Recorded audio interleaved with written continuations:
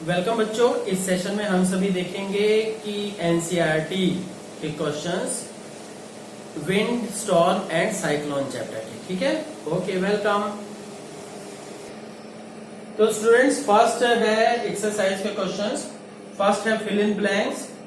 तो fill in blanks, ठीक है। क्या है कि विंड इज डैश एयर, ये आप कह सकते हो विंड इज ब्लोइंग एयर भी कह सकते हो, और मूविंग एयर को भी विंड कह सकते हैं, कुछ भी यूज कर सकते हैं। ठीक है, तो हाँ, अब नेक्स्ट है second, winds are generated due to dash heating of the earth। ठीक, अब यहां पे क्या है, अनइवन हीटिंग, तो बुक के अनुसार इवन हीटिंग, और आप अनइक्वल भी यूज कर सकते हो, उसके सिमिलर वर्ड है अनइक्वल, इक्वल हीटिंग। ठीक, अनइक्वल या अनइवन हीटिंग, कि कहीं किसी जगह सन ज्यादा हीट कर देता है, किसी जगह क्या है कम हीटिंग होती है, इसके कारण से। नेक्स्ट है थर्ड, किसी near the earth surface dash air rises up whereas dash air comes down. तो नियर द अर्थ सरफेस के पास जो एयर होती है वो गर्म होती है, तो गर्म जो राइज करेगी, अप करेगी, ये हॉट एयर या और आप कह सकते हो हॉट एयर की बजाय वार्म एयर भी कह सकते हैं, वार्म। हॉट या एयर तो लगा ही, हॉट या वार्म कह सकते हैं फर्स्ट ऑप्शन में। और सेकंड ऑप्शन में क्या है, whereas dash air comes down, मतलब कोल्ड एयर, कोल्ड की बजाय कूल भी कह सकते हो। ठीक है, तो ये चीज। नेक्स्ट है D part, air moves from a region of dash pressure to a region of dash pressure, मतलब एयर कहां से कहां मूव करती है, air moves from a region of high pressure. ठीक है, हाई प्रेशर, ठीक पहले में हो गया, और to low pressure, high pressure से लो प्रेशर की तरफ एयर मूव करती है। ठीक, क्वेश्चन नंबर सेकंड देखते हैं। ठीक, तो अब ये suggest two methods to find out wind direction at a place, किसी भी प्लेस पे विंड की डायरेक्शन निकालने के कोई दो तरीके बताइए।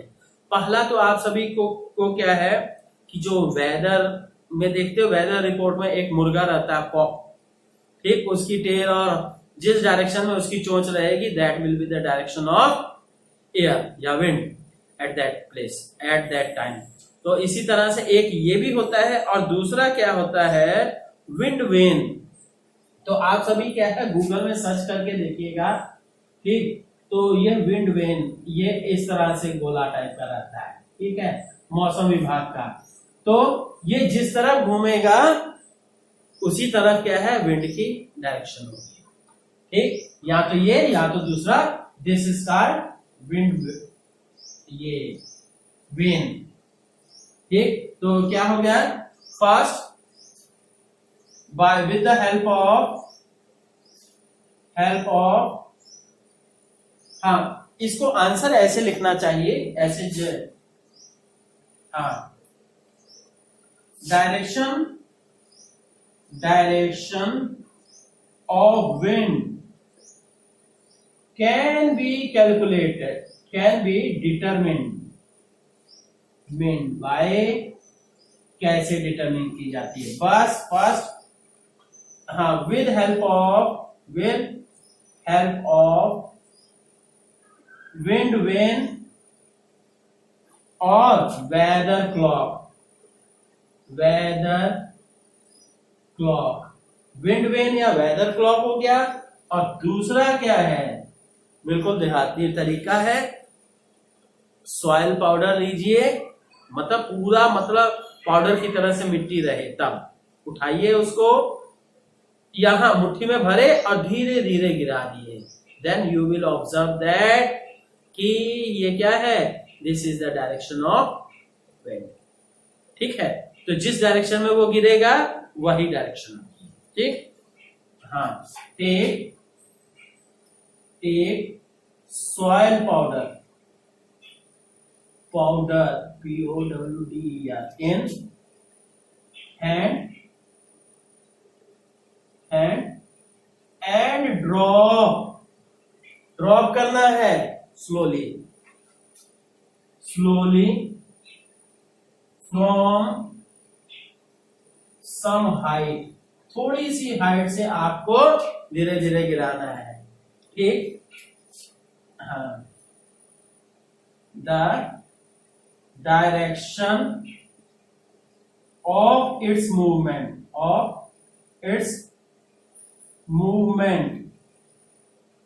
will give the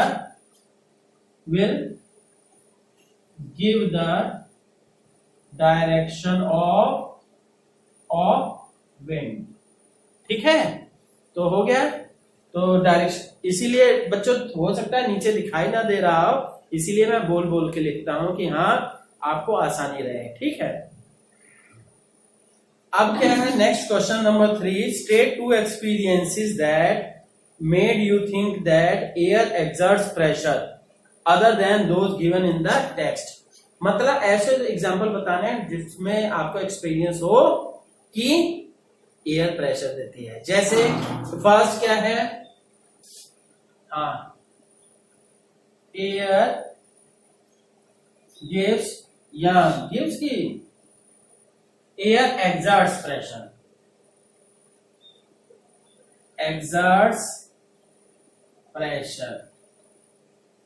कैसे, एग्जांपल्स, ये first can be observe by, ठीक। तो बच्चों एक चीज है कि आंसर लिखना जरूरी, आंसर बस बहुत बच्चों को प्रॉब्लम होती है कि आंसर वो जानते हुए भी सही तरीके से नहीं लिख पाते हैं, ठीक है। आंसर लिखने की टेक्निक कि कैसा क्वेश्चन पूछा गया उसी के अनुसार आंसर लिखना है, ठीक है। Air exerts pressure can be observed bye, first क्या है कि ये, हाँ, बलून का ये बलून और tyre gets inflated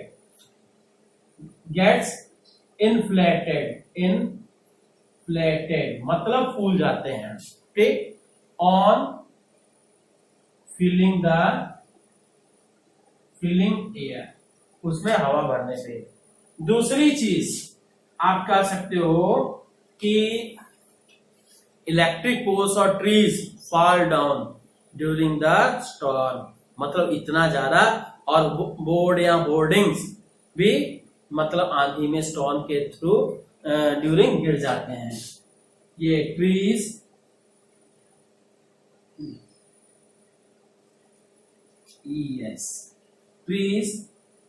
and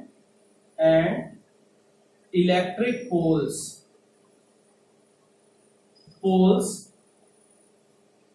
fall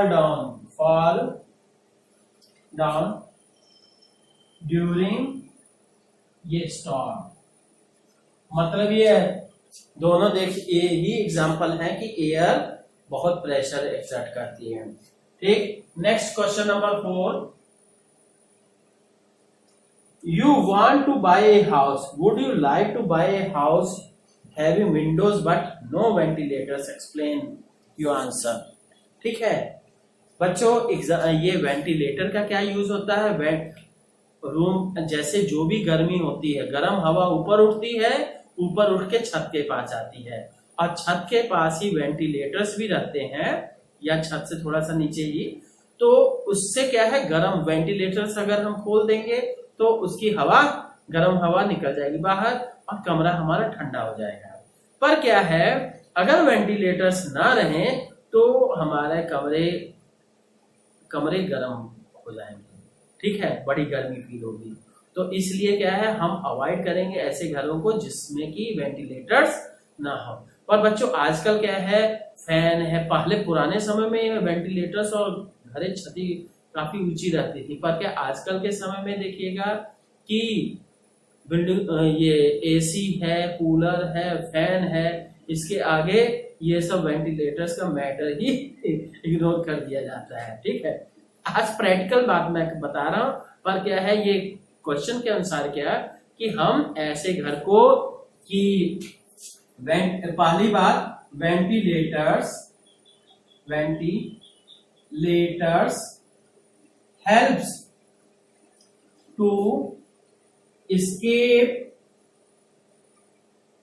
hot air या वार्म एयर, हॉट एयर बहुत हो जाएगी, warm air of the room and the to and helps to keep room cool। ठीक है, ठंडा रखने में हेल्प करता है। In absence of ventilator the room will become hot. In cool as well as, बच्चों ये भी है कि फ्रेश एयर एज वेल, इसके warm air of the room and help to keep room cool as well as also help to maintain the flow of fresh air। ठीक, तो अब क्या होगा, इन absence of ventilator these two purposes will be failed। ठीक है, in absence, so in absence of ventilator ये our two purposes will be unfulfilled। ठीक है, so we will avoid to purchase such house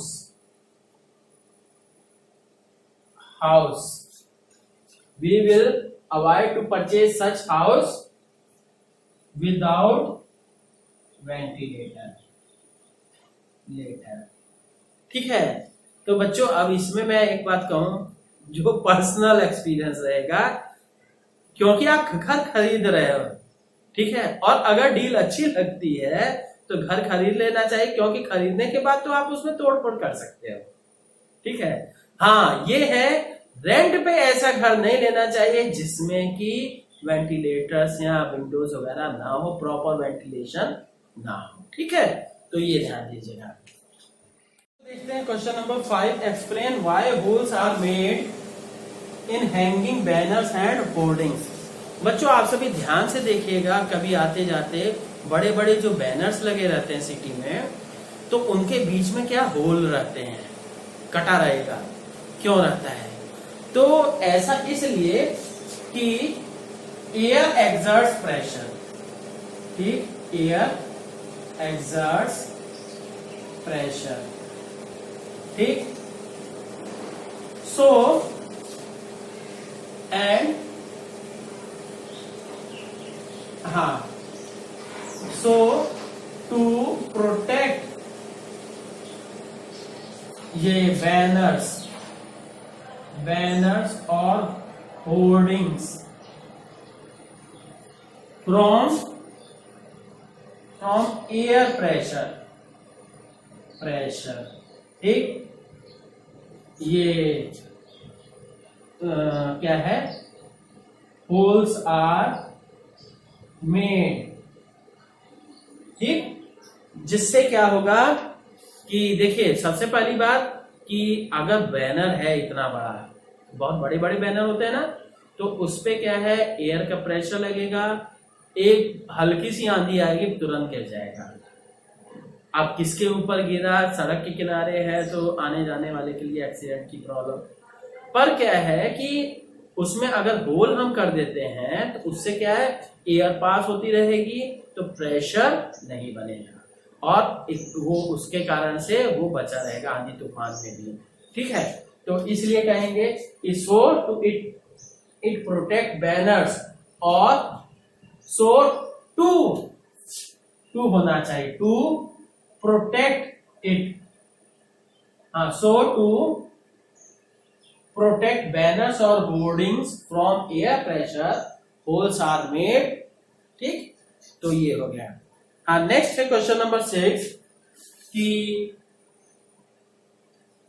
how will you help your neighbours in case cyclone approaches your village और town. तो बच्चों जो हमारे लिए security की बातें हैं वही हम अपने नेबर्स को भी बताएंगे। ठीक है, पहला कि ये we will help our neighbours by, कैसे हेल्प करेंगे। ठीक, हाँ, first to tell them not to ignore the warnings, to tell them not to ignore the warnings. ठीक, वार्निंग्स जो भी सरकारी वार्निंग्स आ रही हैं मेटीरियोलॉजिकल डिपार्टमेंट की, इन सबको इग्नोर करना नहीं है। दूसरा पॉइंट, ठीक ठीक, तो हेल्पिंग देम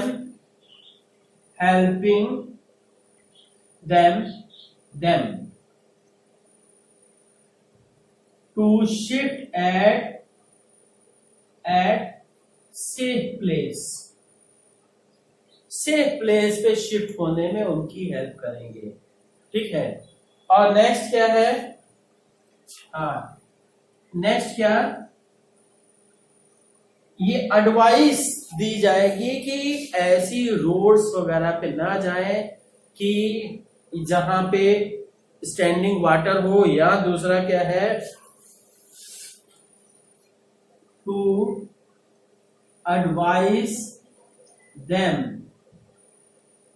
ठीक है, टू एडवाइस देम, ये not to go through roads with standing water। ठीक, और नेक्स्ट क्या है, तो और साथ में क्या कि अपना फोन वगैरह स्विच ऑन रखना चाहिए। ठीक, कीप रेडी यूर, ये to tell them,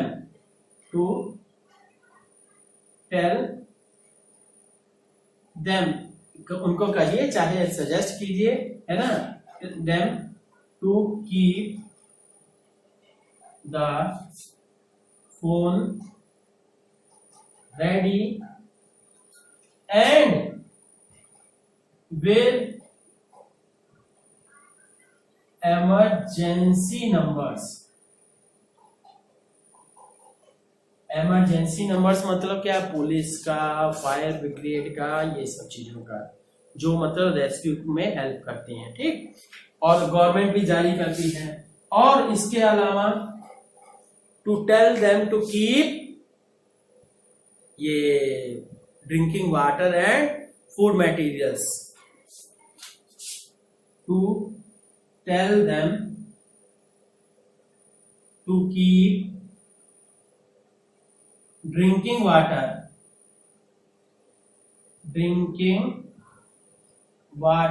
and food materials for emergency। ठीक, तो बच्चों इसके अलावा भी देखिए बहुत कुछ सजेशंस कर सकते हैं, जो हमारी प्रिकॉशंस होगी वही उनके लिए सजेशन करेंगे। ठीक है, हाँ, अब बच्चों देखते हैं क्वेश्चन नंबर 7 क्या है, what planning is required in advance to deal with situation created by cyclone. Cyclone होता है तो हमें क्या क्या रखना होगा। ठीक, देखिए तो दो पार्ट से, एक तो गवर्नमेंट की तरफ से भी होना चाहिए जो होता है, और दूसरा आपको अपनी भी व्यवस्था रखनी चाहिए। गवर्नमेंट की तरफ से क्या है, फ्रॉम द ये प्लानिंग रिक्वायर्ड। ठीक, फर्स्ट फ्रॉम गवर्नमेंट साइड। ठीक, गवर्नमेंट की तरफ से क्या प्लानिंग होनी चाहिए। पहली चीज रेगुलर वार्निंग्स की उस एंड वार्निंग भी दो, और इतना वार्निंग मत दे दो कि पूरी पब्लिक डर जाए। Warning and updates. ठीक, फर्जी के न्यूज वगैरह भी नहीं होने चाहिए। ठीक है, सही रेगुलर। और दूसरा क्या है कि पूरी तरह से रैपिड, ये क्या है, हाँ, साथ ही साथ क्या है, साइक्लोन का वो होना चाहिए, जो क्या कहेंगे, cyclone shelters, making of cyclone shelters. ठीक, अक्सर आप सभी देखते होंगे, जैसे अभी कोरोना में क्या क्वारंटाइन के लिए स्कूल बिल्डिंगें वगैरह, प्राइमरी स्कूल वगैरह सब शेल्टर की तरह से बना दिए गए कि 15 दिन 20 दिन रहेंगे, उसके बाद ही अपने घर जाएंगे। तो इस तरह की अरेंजमेंट होनी चाहिए, क्योंकि ऐसी अरेंजमेंट क्या, जो आदमी अपने घर छोड़ दिया तो उसके बाद कहाँ जा रहा है। इसी तरह से देखिएगा कि जब हम छोटे थे पर देखते थे, मालूम चलता कि गोरखपुर वगैरह साइड में जहां बिहार तरफ बाढ़ आती है तो क्या रेलवे स्टेशनों पे ही लोग बेचारे पड़े रहते हैं। क्या करें, छोटे छोटे स्टेशनों पे, क्योंकि बड़े स्टेशनों पे तो इतनी जगह मिल नहीं पाएगी, छोटे स्टेशनों पे ही अपना बोरिया बिस्तरा लेके पड़े रहते हैं महीना भर, जब तक डूबा रहता है। ठीक है, ऐसी सिचुएशन आती है, तो ऐसे के लिए गवर्नमेंट मतलब व्यवस्था भी करती है, ऐसी बात नहीं है, पर क्या है, जितनी आबादी है उसी हिसाब से व्यवस्था नहीं हो पाती है। नेक्स्ट है कि हो गया, और नेक्स्ट क्या है, रैपिड कम्युनिकेशन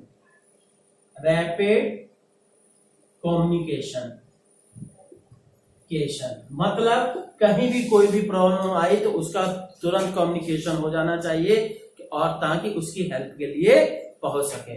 और दूसरा क्या है, फ्रॉम आवर साइड, हमारी भी जिम्मेदारियां बनती हैं। ठीक है, पहला क्या है, डू नॉट इग्नोर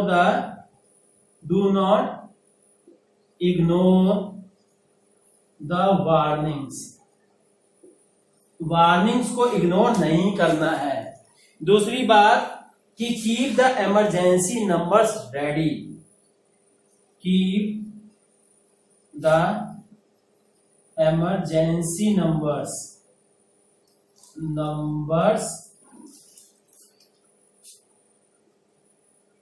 रेडी। और तीसरी कि कीप द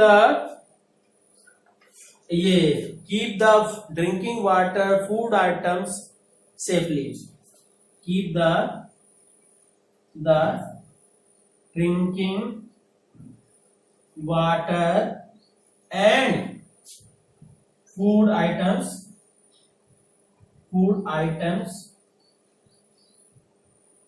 ये सेफली रखिए, क्योंकि जिंदा रहने के लिए खाना जरूरी है ना। टीवी और ये फ्रिज एसी लेके जाओगे नहीं, सबसे जरूरी क्या है, खाना। और नेक्स्ट क्या है, move to the safe place. ठीक है, ये नहीं कि घर डूब रहा है तो हमें भाई भगवान में बहुत विश्वास है, भगवान हमें बचाने आएगा, और डूबता रहा। जैसे एक कहानी भी सुने होंगे कि लास्ट मोमेंट तक डूब गया कि भगवान खुद नहीं आता है। भगवान क्या है, दूसरे को हमारी हेल्प करने के लिए भेजता है, और हेल्प उसी की होती है जो खुद अपनी भी हेल्प करता है। ठीक है, तो अगर आप पढ़ो लिखोगे नहीं तो जान लीजिए कि कोई दूसरा आपकी किस्मत नहीं बनाएगा, आप खुद अपनी किस्मत बनाओगे। ठीक है, अब देखते हैं क्या कि which one of the following place is unlikely to be affected by a cyclone. कौन सा चार प्लेसेस दी हैं, चेन्नई, मंगलुरु, पुरी और अमृतसर। इन चारों में से कौन सी मतलब प्लेस ये नहीं है साइक्लोन प्रोन। तो बच्चों आपको मैं एक वर्क दे रहा हूं कि आप इंडिया का मैप में ये चारों की चारों प्लेसेस को ढूंढिए, पहली बात। ठीक, और ये जान लीजिए साइक्लोन कहाँ आएगा, कहां से आएगा, समुद्र से। और किसके ऊपर जल्दी अटैक होगा, जो समुद्र के पास में है। ठीक है, तो और उसमें से चारों में से ढूंढिएगा कि कौन सा समुद्र से दूर है, वहां साइक्लोन आने के चांसेस ही नहीं है। तो आंसर हमारा क्या होगा मैं बता दे रहा हूं, पर आप अपना वर्क जरूर कीजिएगा। ठीक, सिंस हाँ, तो क्या कहोगे, आंसर सीधे लिख दोगे। ठीक, Amritsar, answer third Amritsar, because it is far off from, कहां से बहुत दूर है, it is far off from sea, coastal areas, sea, समुद्र से बहुत दूर है। नेक्स्ट है क्वेश्चन नंबर 9 कि which of the statements given below is correct. तो देखिए पहली चीज क्या है, first statement, in winter winds flow from land to ocean. ठंडियों में जमीन गर्म होती है तो इसलिए ठंडी से गर्म की तरफ मतलब समुद्र की तरफ चलती है। ये फर्स्ट करेक्ट हो गई। ठीक, सेकंड देखते हैं, in summer wind flow from land towards the ocean. मतलब गर्मियों में समुद्र से आती है क्योंकि समुद्र ठंडे होते हैं, जमीन गर्म होती है, तो इसलिए ये सेकंड जो हो गया wrong. Third, a cyclone is formed by a very high pressure system with very high speed wind revolving around it. Cyclone is formed very high with revolving around. ये तो लग रहा है डिफिनेशन किसकी है, हाँ बच्चों ये डिफिनेशन लग रही है, पर यहां पे वेरी हाई प्रेशर नहीं, क्या होना चाहिए, वेरी लो प्रेशर। तो इसलिए थर्ड भी रॉन्ग। ठीक है, हो गया। नेक्स्ट फोर्थ है, coast line of India is not vulnerable to cyclones. मतलब वहां वल्नरेबल मतलब जहां जल्दी जल्दी कुछ घटना है, तो हाँ साइक्लोन प्रोन एरिया नहीं है। क्यों भाई, उड़ीसा में तो हर साल ये हर 2 से 3 साल सुनते रहते हो, तो इसलिए क्या है ये वल्नरेबल है। तो इसलिए कहेंगे और भी कोस्टल एरिया पर सबसे ज्यादा अटैक क्या है उड़ीसा में ही होता है, तो इसलिए ये भी रॉन्ग है। तो स्टूडेंट्स इस तरह से आप सभी का ये चैप्टर फिनिश हो गया।